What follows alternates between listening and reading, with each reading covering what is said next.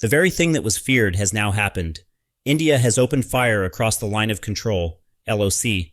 Right now, heavy exchange of fire is taking place, and India has violated the agreement that existed on the LOC. As usual, they made a simple claim.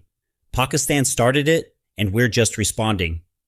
Imagine this. They blame Pakistan for the attack without providing any evidence, and then proceed to open fire, even planning missile strikes. The truth is, a new phase of aggression has begun on the LOC, and this could be the start of a full-scale war. To understand the situation better, just take a look at Major Gaurav Arya's tweet. It reads, "Happy Diwali Pakistan," along with a bomb emoji, clearly indicating that something major is about to happen. According to him, in the next 10 days, India will launch a significant military operation that could overshadow all past conflicts. India had earlier announced plans to cut off Pakistan's water under the Indus Waters Treaty. That move alone signaled serious intentions. Now, the Indian Army chief has arrived in Kashmir, a major development. After Home Minister Amit Shah's visit, the Army chief is now assessing the situation on the ground, including preparations for evacuating civilians near the border. It's clear that war preparations are well underway. India has built thousands of bomb-proof bunkers in Kashmir over the years, which can withstand heavy bombardment.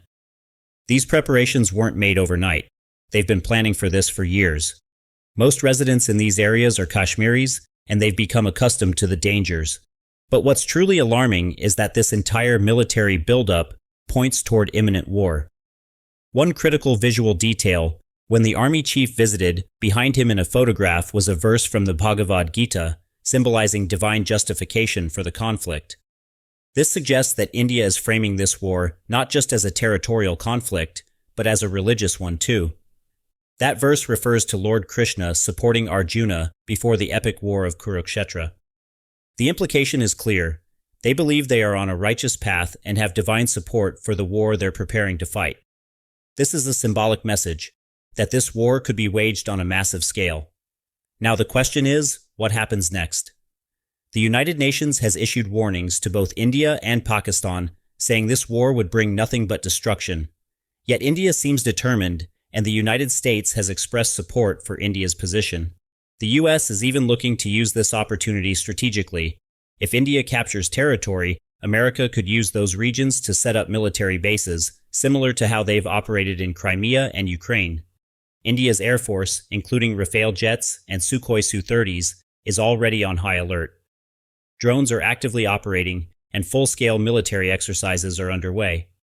Despite India accusing Pakistan of provocation, it is India that built the bunkers, started the firing, and is now demolishing homes in Kashmir, claiming they're targeting terrorist hideouts. One must ask, how are insurgents even entering Indian territory with nearly 1 million troops already stationed there? This situation is spiraling. The presence of the army chief at the LOC is a clear sign that India is preparing to cross Pakistan's red lines. Officially, India has now informed Pakistan that it considers the Indus Waters Treaty null and void. India's Air Force is fully mobilized. Major Gaurav Arya has even said that the maximum window before conflict breaks out is 10 to 15 days. This war is on the brink. Looking at all the indicators, the chances of war breaking out are 99.99%. The chance of avoiding war? Less than 0.1%. India has been conditioning its people for this for years, through films like Uri, where they always portray Pakistan as the aggressor and India as the hero responding to attacks. This time, they haven't even waited for a real attack. Without any proof, the blame was placed on Pakistan, and now they're talking about full-blown war, not just surgical strikes. And it's not just India. Israel is ready to support India in every way, including supplying weapons and technology. Why? Because if India defeats Pakistan, it weakens Iran as well, Israel's strategic adversary. This is a much bigger plan involving the US, Europe, the Middle East, all backing India in this campaign. It's similar to what happened on October 7th when Israel was attacked, and the world supported its retaliation without question. India is preparing to follow that same script. Firing has already started on the LOC. Attacks are underway. And this may be just the beginning. This isn't like the wars of 1948, 1965, 1971, Kargil, or even 2019. This is potentially 100,000 times more dangerous than anything we've seen before. Last time, Modi orchestrated a limited conflict for election purposes. This time, he has time, and a much bigger plan.